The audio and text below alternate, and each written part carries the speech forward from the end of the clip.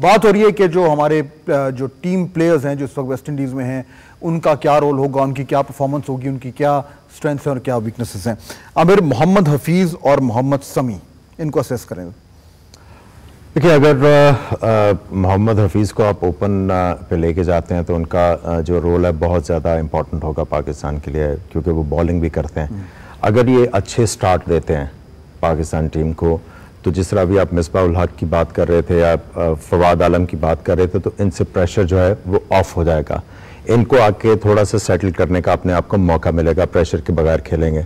और मेरे लिहाज से पाकिस्तान के मिडल ऑर्डर बैट्समैन है वो बहुत ज़्यादा इंपॉर्टेंट रोल प्ले करेंगे। अगर हफीज़ या दूसरे ओपनर्स जो हैं वो अच्छा नहीं खेलते तो मिडल ऑर्डर ने इनिंग्स को कैरी ऑन करना है। और जो आपके डैशेस हैं, जिस तरह रज़ाक है, उसके बाद शाहिद अफरीदी है, इनको आपने लाइसेंस देना है कॉन्फिडेंस के साथ कि जाके आप जो मर्जी करें। लेकिन अगर आपके मिडल ऑर्डर प्लेयर और ओपनर्स कामयाब नहीं होते तो इनके ऊपर बहुत ज़्यादा प्रेशर आएगा। ये कंसिस्टेंटली और बड़े दिल के साथ जाके ये चौके छक्के नहीं मार सकते। तो इन माय ओपिनियन जो मिडल ऑर्डर है वो डिपेंड करेगा हाउ दी ओपनर्स परफॉर्म। अगर ओपनर्स अच्छा करते हैं तो मिडल ऑर्डर का जॉब आसान होगा और उसके बाद आप इनिंग्स को बड़े स्ट्रांगली फिनिश कर सकते हैं। समी जहाँ तक है, फास्ट बॉलिंग में थोड़ा सा आपका मोनोटोन अटैक बना हुआ है। मेरे ख्याल में आपको समी को इस तरह यूज़ करना है कि जब आप उसको गेंद दें तो आपने उनको ये कहना है कि गेट अस विकेट्स। आप उसको ये नहीं कहेंगे कि आपने कंट्रोल करना है कि जी आपने रन रोकने और उसको प्रेशर में लेके आए, उसके हाथ गेंद पकड़ा के कहना आप हमें विकेट्स लेके दें। क्योंकि अगर आपके नए बॉलर्स अच्छा परफॉर्म करते हैं तो स्पिनर्स से प्रेशर उतर जाएगा। अगर स्पिनर्स के ऊपर प्रेशर आ गया कि उन्होंने विकेट्स भी लेनी है और साथ में उन्होंने रन भी रोकने हैं, तो उसमें ओवर ट्राई करने में अगर दूसरी टीमें उनके खिलाफ सोच के आएंगी कि हमने 6 एन ओवर करना है, वो ओवर ट्राई करने में 10 एन ओवर देंगे और फास्ट बॉलर को भी मार पड़ी होगी, स्पिनर को भी पड़ेगी, तो आपके खिलाफ बड़ा स्कोर जो है वो दूसरी टीम्स अचीव करेंगे। तो आई थिंक आपने जिस तरह समी को यूज करना है या कोई और फास्ट बॉलर को यूज करना है तो आपके ज़हन में विकेट्स होंगी। अगर आप विकेट्स लेते हैं तो आपके स्पिनर्स जो हैं बड़ा रोल प्ले कर सकते हैं। और इस हवाले से इंजमाम जो बात कर रहे थे आमिर के, उमर गुल की कमी जो है वो बहुत ज्यादा महसूस होगी, अनफिट हो गए हैं, हाईएस्ट विकेट टेकर रह चुके हैं पिछले वर्ल्ड कप्स में। कितनी ज्यादा कमी महसूस होगी और कितना डैमेज हुआ है पाकिस्तान उनके ना जाने से?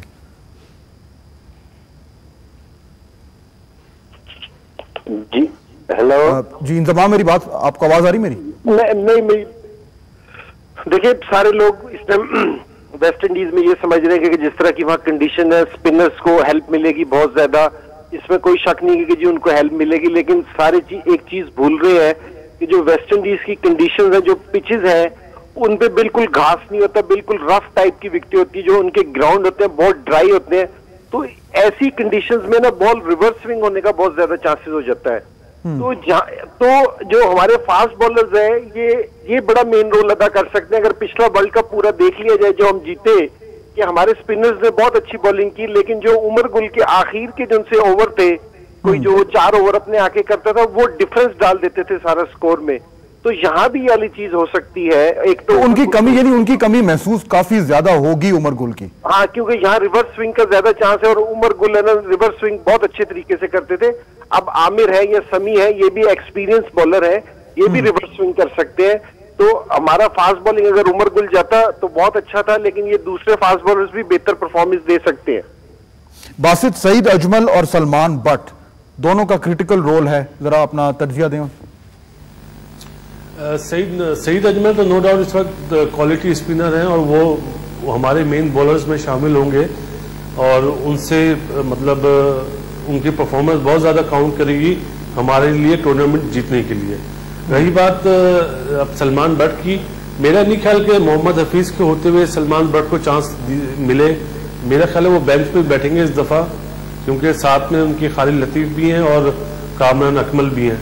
तो मेरा ख्याल है हफीज़ ज़्यादा सूटेबल है सलमान बट की निस्बत। और आखिर में आमिर, उमर अकमल की रोल होगा, क्योंकि जिस तरह मैंने पहले कहा कि आपके मिडिल ऑर्डर बैट्समैन के ऊपर बहुत ज़्यादा होगी। अगर आपके ओपनर्स अच्छा स्टार्ट देते हैं तो ये उसको कैरी ऑन करते हैं और अपने गेम उस पोजीशन पे लेके जाते हैं 15 ओवर के ऊपर, जहां पे आप फ्रीली दूसरी टीमों को टेक ऑन करना शुरू करें, आप उनको छक्के और चौके मारने जाएं, तो उसमें उनका जॉब शाहिद अफरीदी और साथ में अब्दुल रज़ाक का बड़ा इजी हो जाता है। तो आई थिंक मिडिल ऑर्डर जो है वो आपकी बहुत ज़्यादा वाइटल रोल प्ले करेगी इस टूर्नामेंट में। अच्छा, तो इस हवाले से अब हम जो हमारा कंपटीशन है, जो जिनके बारे में कहा जा रहा है, ऑस्ट्रेलिया है या इंडिया है, जो फेवरेट, पहले तो बल्कि मुझे बताएं कि आपके ख्याल में फेवरेट टीम्स कौन सी हैं, the teams to watch out for? देखिए, जो 5-6 टीम हैं जो सुपर 8 में प्रोजेक्टेड टीम्स आ रही हैं, उसमें से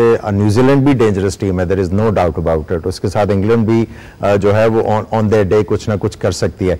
लेकिन जो बाकी 6 टीमें जो प्रोजेक्टेड आ रही हैं, जिसमें पाकिस्तान भी शामिल है, ये एक तरह की इनकी स्ट्रेंथ एक जैसी है और ऑन देयर डे इनके पास एक तरह के प्लेयर दोनों सारी टीमों के पास हैं। अगर आप वेस्ट इंडीज को देखें, उनके पास अग्रेसर्स हैं, उनके पास बॉलिंग भी अच्छी है, उनकी लाइनअप में भी 3 स्पिनर्स हैं। उसके बाद साउथ अफ्रीका के पास आ जाए, उनके पास 2 स्पिनर्स हैं। फिर आप ऑस्ट्रेलिया के पास आ जाए, उनके पास भी 2 स्पिनर्स हैं। श्रीलंका वो डोमिनेट करती है स्पिनर्स की वजह से, पाकिस्तान के पास भी स्पिनर्स हैं। लेकिन सारी टीमों ने एक जो एलिमेंट है उसको बिल्कुल जो है फॉरगो नहीं किया हुआ, वो है pace bowling. Australia all out तेज बॉलर लेके आए रिवर्स स्विंग की वजह से। उसके बाद अगर साउथ अफ्रीका को देखें, उनके पास भी पेस मौजूद है। श्रीलंका के पास मलिंगा है, लेकिन दूसरी तरफ से उनको थोड़ी सी स्ट्रगल करनी पड़ेगी। वेस्ट इंडीज ने भी रखे हुए हैं। तो आई थिंक ये वो टीम है जो एट पार हैं।